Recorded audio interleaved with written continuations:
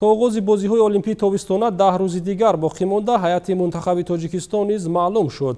Дар ин ҳайат бештари теъдодро миёни варзишгарони ҷудокорони тоҷик ташкил медиҳанд, ки роҳи тӯлониеро барои касби рохат тай намуданд. Идомаи мавзӯъ дар гузориши Абдунасим Сатторов. ҳайати мунтахаби Тоҷикистон, ки қарор аст дар бозиҳои олимпии тобистонаи Токио барои нишонҳои олимпӣ талош намоянд, 11 нафарро ташкил медиҳад, ки аз ин миён 4 нафарашон ҷудокорони машҳури кишвар мебошанд. талошу кӯшиш ва дастовардҳои ҷудокорони кишвар буд, ки тасмим гирифта шуд парчамдори ҳайати мунтахаби Тоҷикистон дар бозиҳои олимпии Токио 2020 низ аз миёни ҷудокорони тоҷик бошад. маро боварӣ карданд, ки ман парчамро бардорам, муаррифгари давлат бошам. ин як ғурур, ин як ҳиссиёти баланд аст, зеро ман барои худам не, балки барои ватанам, барои миллатам, барои парчамам бояд дар бозиҳои олимпӣ мардунавор парчами ҷумҳуриро бояд баланд бардорам. ҳудуди 3 моҳ пеш Федератсияи байналмилалии ҷудо аз эҳтимол ва ё имкони иштироки варзишгарони тоҷик дар Токио 2020 хабар дода буд ва тибқи он Сомон Маҳмадбекову Беҳрӯзи Хоҷазода дар вазни 73 кг, Комароншоҳи Устопирён дар вазни то 90 кг, Тимур Раҳимов дар вазни то 100 кг чунин имконро доштанд, вале дар пеш чанд мусобиқаи дигар барои касби имтиёзҳои олимпӣ боқӣ монда буд. аз ҷумла охирин мусобиқаи сурат гирифта чемпионати ҷаҳон оид ба ҷудо гардид, ки дар он варзишгарони тоҷик ҳам иштирок намуда соҳиби имтиёзҳои олимпӣ гардиданд. дар ҳоли ҳозир имтиёзҳои варзишгарон дар давраи ниҳоии олимпӣ ниҳоӣ шуда, тибқи он 5 нафар аз варзишгарони тоҷик соҳиби рохати олимпӣ шуданд, вале чун аз як кишвар дар як вазн 2 нафар наметавонад иштирок намояд, аз миёни Сомон ва Беҳрӯз бояд яке моро дар бозиҳои олимпӣ намояндагӣ кунад, ки дар ин маврид имтиёзҳои касб кардаи Сомон Маҳмадбеков бештар аст.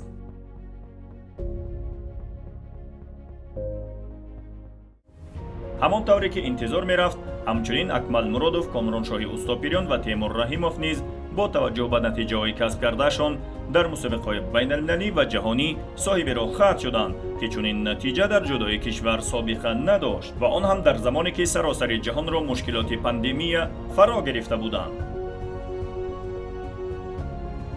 соли 1973 дар майдон дар арсаи муштинои ҳаловони Тоҷикистон муштини ҷудо низ пайдо шуд. тасаввур кунед, аз соли 1973 то инҷони чӣ қадар вақтҳо сар шуда. яке аз намудои варзиши дар сатҳи баланди ҷаҳонӣ ин бозиҳои олимпӣ мебошад, ки дар 4 сол як маротиба барпо мегардад. новобаста ба ҳамин мушкилоте ки дар тамоми кишварҳои ҷаҳон ки буд, ба ҳар ҳол мутахассисон кор бурданд, ки варзишгарон дар сатҳи баланди бозиҳои ҷаҳонӣ ва бозиҳои олимпик омода бошанд. ҳамин тариқ ҳам мутахассисони тоҷик ҳам дар сатҳи баланд оид ба ҷудокорони тоҷик кор бурданд, ки хушбахтона қариб 4-5 нафар варзишгар рохат ба бозиҳои олимпӣ бо қувваи худ гирифтанд. рохатҳои ба дастовардаи ҷудокорони тоҷик воқеан ҳам дар пайи талошу кӯшишҳои чандин солаи онҳо насибашон гашт. зеро дар даври 4 сола пас аз бозиҳои олимпии тобистонаи Рио де Жанейро, паҳлавонони тоҷик дар баробари ҷудокорони 110 кишвари ҷаҳон дар мусобиқаҳои Гранд Слем, Гранд При, мусобиқаҳои қаҳрамонии Осиё ва ҷаҳон барои касби имтиёз вориди майдони рақобат шуданд. роҳи ҷудокорони тоҷик ба бозиҳои олимпӣ шояд яке аз душвортарин роҳҳои паймудаи варзишгарон барои роҳ ёфтан ба бозиҳо бошад, зеро давоми 4 соли гузашта солона аз 18 то 20 мусобиқаҳои байналмилалӣ, қоравӣ ва ҷаҳонӣ баргузор шуданд. рохати бозиҳои олимпиро ба даст овардан кори осон нест. тӯли чанд солаҳо мешавад, ки ман ба ин намуди варзиш меҳнат карда истодам, талош карда истодам ва дар ҳамин 4 соли охире ки даври бозиҳои олимпӣ буд, аз баъди бозиҳои олимпии Рио, ман дар чандин мусобиқаҳои бонуфуз, чӣ дар Гран Приу, чӣ дар Гранд Сламу, чӣ дар мусобиқаҳои Осиё, Мастерс, мусобиқаи ҷаҳонӣ иштирок кардам ва хушбахтона ман тавонистам, ки дар мусобиқаи Гран При Марокеш медали биринҷиро ба даст биёрам ва баъдан дар 2 мусобиқаи чемпионати осиё як бор медали нуқра ва дигар медали биринҷӣ ба даст биёрам. ин ҳама талошҳо меҳнатҳои шабрӯзӣ ки ман ҳар субҳу шом машқ карда истодам, натиҷааш баромада истодааст. аз миёни варзишгарони саросари ҷаҳон танҳо 18 нафари аввали радабандӣ, он ҳам бар асоси имтиёзҳои касб кардаашон, ҳуқуқи дарёфти роҳхати мустақим ба болотарин сатҳи мусобиқа, яъне бозиҳои олимпиро хоҳанд дошт.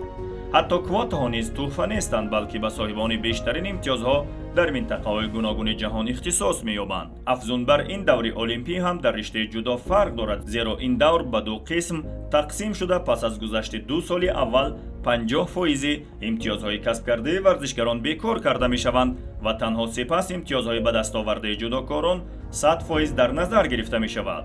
иштирок дар мусобиқаҳо аз назари омодагӣ, серхароҷот ва марҳилаи тӯлонӣ буда кӯмаки давлату ҳукумати кишвар ҳам созанда мебошанд. кумитаи миллии олимпӣ, кумитаи кор бо ҷавонон ва варзиши назди ҳукумати ҷумҳурии Тоҷикистон ва Федератсияи ҷудои кишвар созишномаи сеҷонибаеро ҷиҳати дастгирии варзишгарон имзо карда, тибқи он ҷиҳати машқу тамрин ва иштирок дар мусобиқаҳои берун аз кишвар кӯмакҳои қобили таваҷҷӯҳ ихтисос ёфтанд. зимнан токунун ҷудокорони тоҷик аз соли 1996 чандин бор дар бозиҳои олимпӣ аз ҷумла дар Атланта ва Пекин 3 нафарӣ ва дар Лондон ва Рио де Жанейро 2 нафарӣ иштирок намуда, Расул Боқиев ҷоизадори бозиҳои олимпӣ гаштааст. ҳамакнун аввалин бор дар таърихи ҷудои кишвар 4 ҷудокор ба бозиҳои олимпӣ аз Тоҷикистон иштирок мекунанд, ки аз баракати 30-солагии истиқлолияти давлатии ватани азизамон маҳсуб мешавад. талоши ин варзишгарон бар он аст, ки дар соли таърихӣ парчами миллиро дар мусобиқаи бошукӯҳи олам боло бардоранд. ҳар як варзишгар ба ин бозиҳои олимпӣ ба мақсади ба даст овардани ягон натиҷа сафарбар мешавад. ман ҳамчун варзишгари тими мунтахаби ҷумҳурии Тоҷикистон дар пеши худ мақсад гузоштам, ки дар ин мусобиқа ба ягон натиҷаи назаррас парчами ҷумҳурии Тоҷикистонро баланд бардорам. тамоми қувватамро, тамоми нерӯямро, тамоми ҳастиямро барои баланд бардоштани парчами азизам, барои ғурури миллат, барои як ҳисси ватандорӣ мубориза бурда, чӣ хеле ки пешвои муаззами миллат дар суханронии худ таъкид карда буданд, ки шумо варзишгаро танҳо нестед, аз пушти шумо зиёда аз 9 миллион аҳолии ҷумҳурӣ дуогӯҳ ҳастанд ва ин як суханҳо ба мо як нерӯ медиҳад ва ман дар бозиҳои олимпӣ чӣ аз дасти ман чизе меояд барои баланд бардоштани парчами азизамон дар майдони ҷаҳонӣ марду навор меҷангам. ман ҳамчун мутахассис ба паҳлавонони кишвар умед дорам, ки баромади нағз мекунанд ва умед ба он аст, ки соҳиби медал ҳамчун яке аз паҳлавони кишвари мо Расул Боқиев медал ба халқи тоҷик меорад. мо ҳам умедворем майдондорони тоҷик дар бозиҳои олимпии кишварамонро сазовор намояндагӣ карда медалҳои олимпиро дар солҷашни таърихӣ ба армуғон хоҳанд овард.